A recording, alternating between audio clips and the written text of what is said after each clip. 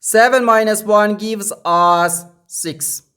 And here we have 7 minus 7, which equals 0. So 0 times 6 equals 0.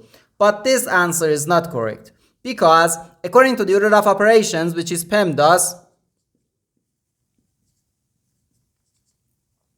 P stands for parentheses, E stands for exponent, M and D stands for multiplication and division, and A and S stands for addition and subtraction.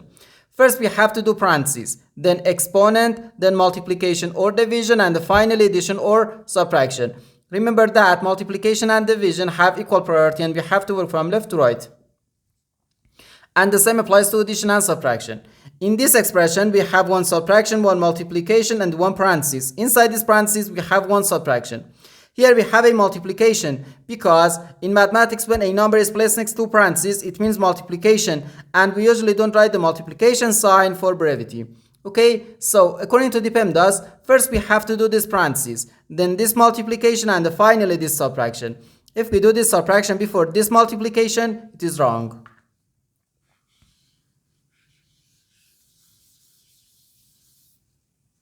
So first we have to do this parentheses.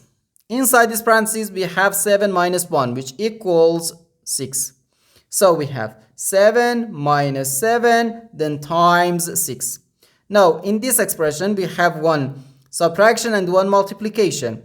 According to the PEMDAS, multiplication has higher priority than subtraction, because multiplication comes before subtraction. So here, first we have to do this multiplication. 7 times 6 gives us 42. So we have 7 minus 42, which equals negative 35.